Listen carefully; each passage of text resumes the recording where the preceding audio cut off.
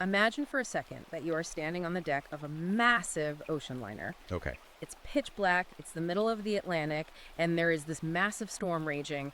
The waves are, 40, maybe 50 feet high, just crashing over the bow. Right, you can literally feel the steel shuddering under your feet. Exactly. The ship is clearly taking on water. So naturally, your instinct is to look up to the bridge.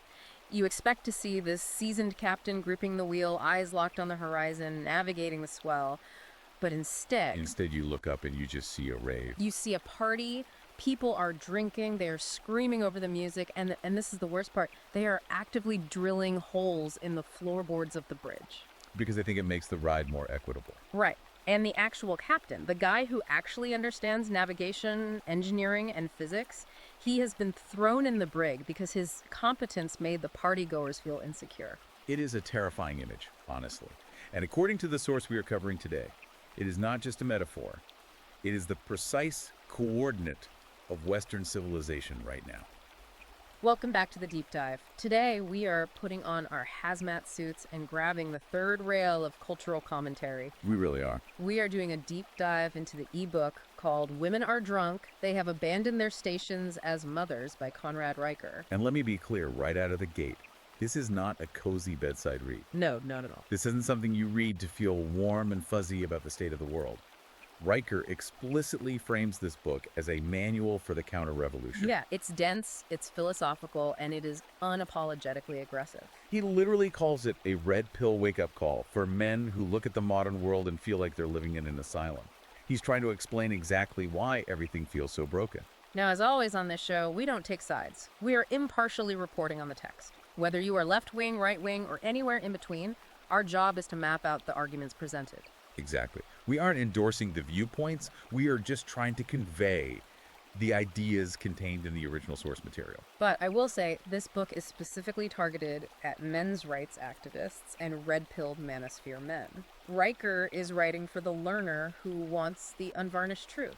Regardless of how much it stings, I mean, he actually puts a warning in the first chapter. Oh yeah, the testicular fortitude warning. Right. He says if you don't have the testicular fortitude to stare into the abyss, you should just put the book down and go back to your coloring books. He filters his audience immediately. Before we really unpack the leechocracy, men camp, and the silicon liberation, which are some truly wild concepts we need to get into, I have a job for you, the listener. Yep. If you want to support this kind of fearless analysis, hit that like and subscribe button right now. And honestly, go to Amazon Kindle or Google Play Books immediately and buy this book. Riker actually calls the book Ammunition in the Culture War. He does.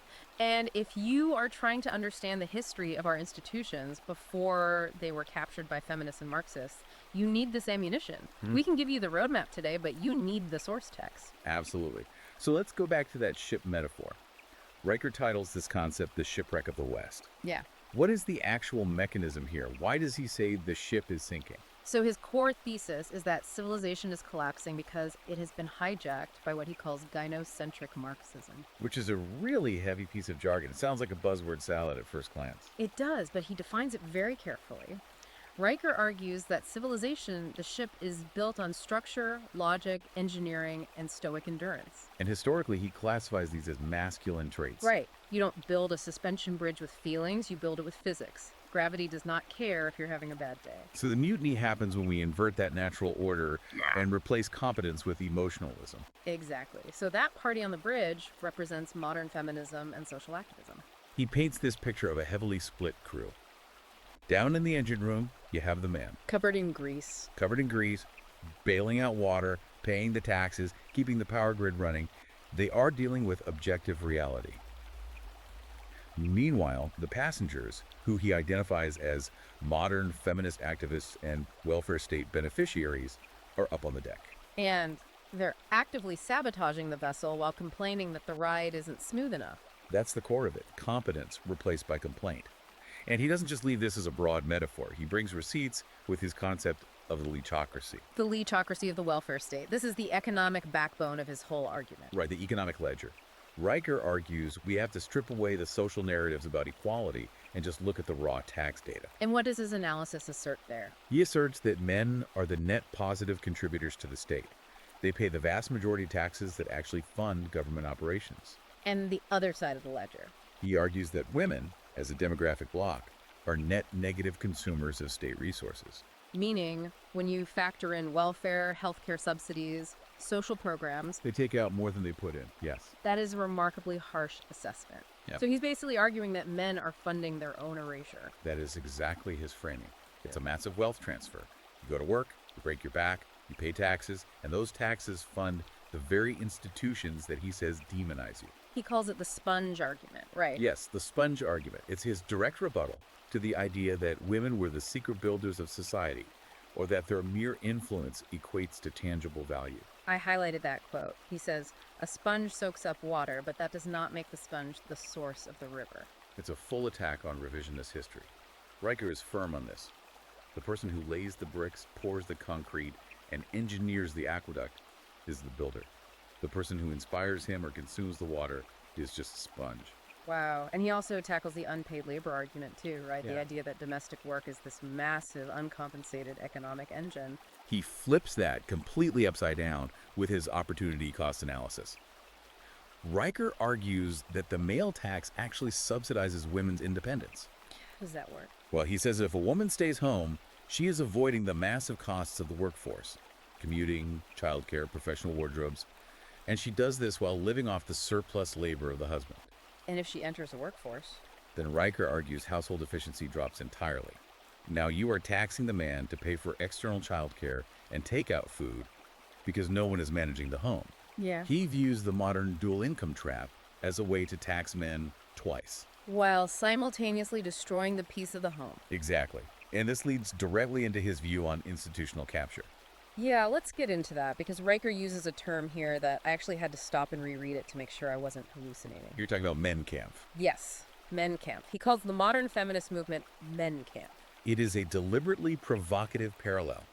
He is arguing that modern feminism utilizes the exact same collectivist logic as 20th century totalitarian regimes. Walk us through that logic. How does he connect those dots? The logic goes like this. First, you pick a specific group based on immutable characteristics, in this case men. Right. Then you demonize them as the source of all societal evil. You blame them for every failure of the state. And finally, you use that demonization to justify seizing their assets and removing their rights.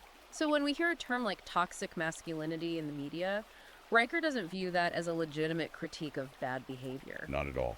He calls it a linguistic Trojan horse. He argues the goal isn't to help men improve. The goal is to pathologize normal male behavior entirely. Because if you can convince the world that competitiveness, aggression, and stoicism are sicknesses, Then you can justify curing them. And his argument is that the cure usually involves stripping men of power. and where is this cure being administered? He points the finger right at the education system, what he calls the indoctrination mills. He is incredibly critical of the university system. He calls gender studies degrees tickets to professional complaining. Funded by male tax dollars. Right, through student loans. Raker points out the absolute absurdity of this. You are working to pay taxes that guarantee loans for students to sit in the classroom for 4 years and learn why they should hate you. You're literally funding the production of your own enemies. That's his argument. He uses the Evergreen State College insurrection as a prime case study here. That was the situation with Brett Weinstein. Yes, it's a perfect microcosm for Riker's thesis. You had a biology professor, Brett Weinstein, who attempted to use logic and dialectic to question a campus policy. And the response wasn't a debate. It was a literal mob. It was screaming, emotionalism, threats of violence. Riker calls this the death of the academy and the rise of the asylum. It represents the shift from logos, logic, and reason to pathos, which is unregulated emotion. When an institution values feelings over facts, it dies. Right. And unfortunately, he argues it's not just the schools, it's the legal system too. He dedicates a whole chapter to the alimony cage. This is where the rubber meets the road for a lot of guys listening. Family court. Riker discusses family court not as a place of justice, but strictly as a mechanism for wealth transfer. He cites those harrowing statistics on suicide post-divorce. The numbers are just staggering. Men are significantly more likely to take their own lives after a family court ruling than women are. Because they lose everything. They lose their children, their home, their future income. Riker argues that the best interests of the child standard is a complete lie. He says if the state actually cared about the child, they would prioritize the financial stability of the high earner. Which is usually the father. But instead, the state prioritizes the emotional convenience of the mother. It's about moving resources from the host to the parasite, in his words. It's a harsh biological metaphor. But speaking of biology, that brings us to the war on biology. Riker argues this isn't just a legal or cultural war, it is physical, Yes, the testosterone apocalypse. which is a fascinating, if disturbing, chapter.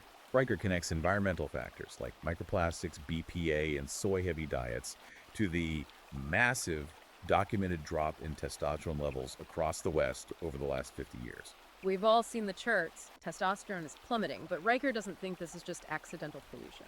No, he frames it as a chemical and cultural castration. He argues that a sedated male population is just easier to control. A jacked, high testosterone male is inherently a threat to the status quo. Exactly. He's harder to manipulate, harder to frighten, and more likely to revolt. Riker says this matriarchal hegemony fears that kind of man. Which explains the demonization of fitness culture. Obesity is framed as body positivity, but going to the gym and lifting heavy weights is labeled right-wing extremism. Or just vanity. Riker says this is a deliberate strategy to keep men physically weak. And he places some of the blame on mothers here, which is definitely going to upset a lot of people. He does. He talks about the mother as guardian archetype being abandoned. He argues that mothers who feed their sons processed garbage, who keep them indoors on iPads, and who rush them to psychiatrists for ADHD meds the second they act like boys are complicit. They are trading their son's vitality for compliance. They want a safe boy, not a strong one. And it all comes back to his philosophical core, logos versus pathos.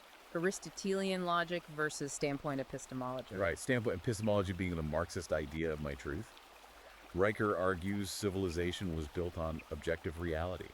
Math, physics, engineering. You cannot build a bridge based on your lived experience. If you try, the bridge collapses. But modern society demands we respect subjective feelings as if they were objective facts. He has this concept called the syllogism of submission regarding nice guys. I think this is crucial for the listener to hear. It's a hard pill to swallow. The syllogism goes like this. Respect is derived from power and the enforcement of boundaries. The nice guy, in an attempt to be liked, negotiates away his boundaries to keep the peace. Therefore, the nice guy cannot be respected. He can only be treated with contempt. Exactly. Being overly agreeable is a survival error in the current landscape. Riker argues that when you validate subjective offense, like apologizing for a microaggression, you are handing over your power. He says we need to reject the idea that being offended is a valid grievance. In a logical civilization, only objective harm matters. Did I break your leg? Did I steal your property? If not, your feelings are irrelevant to the law. Exactly. So if the ship is sinking, the captain is in jail, the crew is drugged, and the passengers are drilling holes, what do? Do we storm the bridge? No. And this is where Riker pivots entirely. He is very clear. The West is a ghost ship. The goal isn't to retake the bridge of the Titanic moments before it snaps in half. The goal is to build a lifeboat, the stoic imperative. Right. You have to accept what you cannot control. You cannot fix the institutions. So you walk away. Economic mutant. Stop funding the system that hates you. He strongly advises avoiding state marriage entirely. He calls it a casino where the dice are loaded. Why sign a contract where the state incentivizes the other party to break it and take half your assets? It's illogical. So instead of fighting for the old world, he wants men to build the new manosphere Jerusalem. Which is not a physical place. It's a citadel of the mind. A parallel society built on decentralized networks. Bitcoin, encrypted communication, private arbitration. Yes, and he has a specific curriculum for this, the Trivium 2.0. A return to classical education. Grammar, logic, and rhetoric. But not for academic credits. He wants men to use these as weapons to decode propaganda. If you know how a logical fallacy works, the media cannot manipulate you. And he pairs this with a daily physical and mental routine, the 4-hour split. It's a highly regimented lifestyle for the new man. 1 hour of logic, studying Aristotle or coding. 1 hour of heavy lifting because gravity is non-negotiable. 1 hour of high-income skills like engineering or sales because you need resources to be free.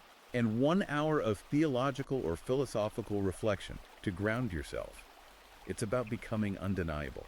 You can't cancel a man who is physically strong, intellectually sharp, and financially independent. He becomes a sovereign entity. Now, there is a technological component to this New Jerusalem that is really wild.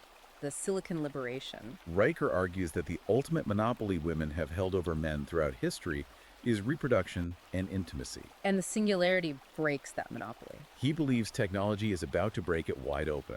He explicitly mentions the development of artificial wombs, advanced robotics, and AI companionship. So once men can reproduce and find companionship without entering into the gynocentric contract, without risking the alimony cage, the entire power structure collapses. It renders the misandra system completely obsolete. Men just opt out permanently. He also talks about the androcentric metaverse, the idea that because men are the primary coders, the digital reality is inherently male-designed. He calls it the argument from the rocks. The physical world might be a mess of emotion and politics, but the digital world runs on code. Code is logic. Code doesn't care about your feelings. Right. If the syntax is wrong, the program crashes. So the future is inherently logical. It circles us back to his main theme for the outro, the captain returns. The book concludes with this cinematic image. The men who have been hiding in the engine room or building their own lifeboats finally surface. The shipwreck of the old culture hits the rocks, the lights go out, the music stops. And suddenly the only people who matter are the ones who actually know how to fix the generator. When the luxury cruise ends and survival begins, nobody cares about diversity quotas or correct pronouns. You care about who can keep you alive. And Riker leaves the listener with a direct question. Will you be the one fixing the generator? Or will you be the one screaming at the rocks? That is a phenomenal final thought to leave you with, to mull over on your own. Will you be the one fixing the generator? We've covered a ton of ground here today, but we've really only scratched the surface of what's in this book. We didn't even touch on his deep dive into Schopenhauer or the specific legal statutes he cites, which is why I'm telling you again, you need to buy this book. Go to Amazon Kindle, go to Google Play Books, and get Women Are Drunk. They Have Abandoned Their Stations as Mothers by Conrad Riker. If you consider yourself a man who wants to understand the battlefield we are on, this is absolute required reading. It is the ammunition you need. And Riker asks that you leave a 5-star review because ammunition is truth. In an information war, visibility is everything. Also, make sure you are following the author directly. Go to his Substack at Conrad Riker, follow him on Twitter at Conrad Riker, and on YouTube at Conrad Riker. Do not let the algorithm hide his work from you. The New Jerusalem isn't going to build itself. Well said. That's it for this deep dive. We hope we gave you the red pill boost you needed today to understand this perspective. Remember to like and subscribe to the deep dive so you don't miss our next analysis. Stay safe out there. Until next time, stay logical, stay strong, and watch out for the rocks.